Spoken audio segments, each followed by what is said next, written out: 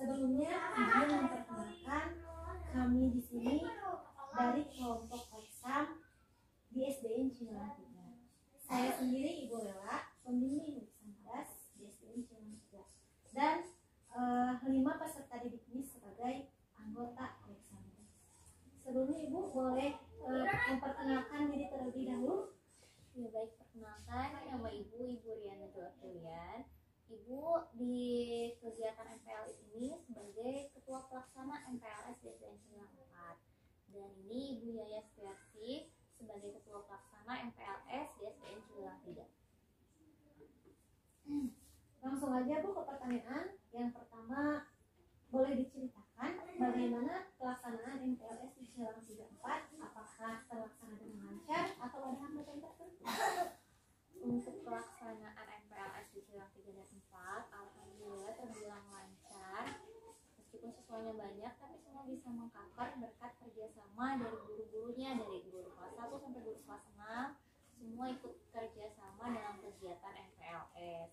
Kemudian MPLS yang kami laksanakan di SDN Cilandak 3 dan 4 juga mengikuti panduan dari Kemendikbud, yaitu kegiatannya yang menyenangkan melalui aktivitas kreatif pencegahan dan penanganan kekerasan di lingkungan satuan pendidikan jenjang SD.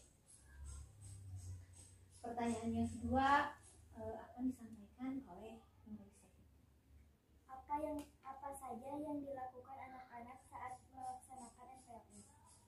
Yang dilakukan anak-anak dari kelas 1 sampai kelas 6 ya. Untuk anak-anak kelas 1 itu pendekatannya, kegiatannya mereka masih banyak bermain. Kemudian kegiatannya dari kelas 2 sampai kelas 6 juga sama. Jadi masih pendekatan dengan wali kelas yang baru, kemudian ruangan kelas yang baru.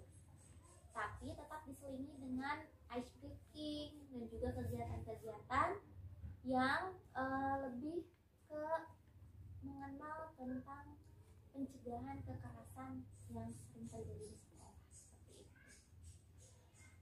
Baik, pertanyaan yang ketiga akan ditanyakan oleh Ananda Fadil. Silakan Fadil.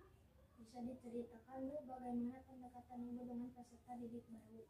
Untuk pendekatan Ibu khususnya di kelas 1 ya, Pak Ibu dan Bu Yaya itu menggunakan kegiatan yang menyenangkan seperti misalnya banyaknya permainan-permainan yang dilakukan, kemudian nyanyian.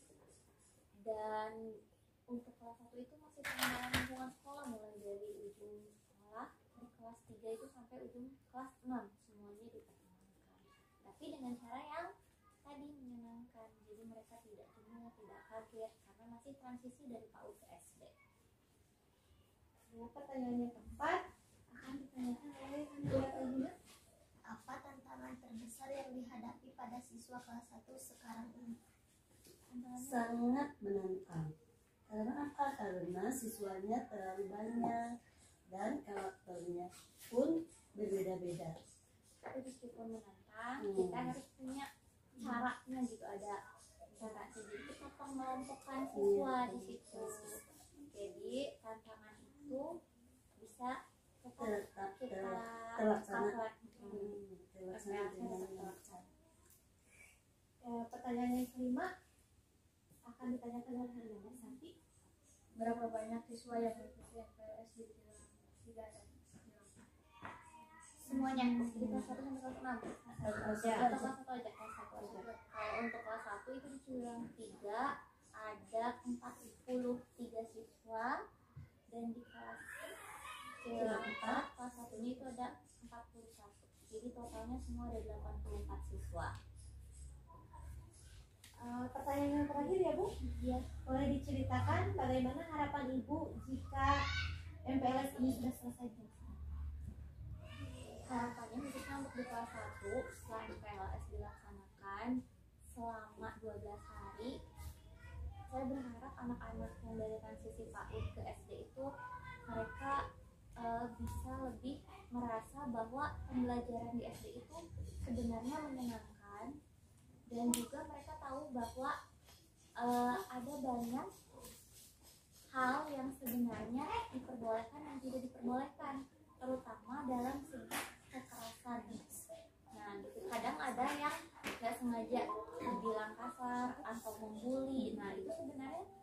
pendekatan juga, jadi mereka lebih aware lah gitu, mereka lebih tahu oh ini boleh dan ini tidak boleh gitu. Baik Ibu, alhamdulillah semua pertanyaan sudah dijawab oleh Ibu. Terima kasih. Di sini kami sudah mendapatkan informasi yang kami butuhkan. Ya, sama-sama. Terima kasih atas waktunya.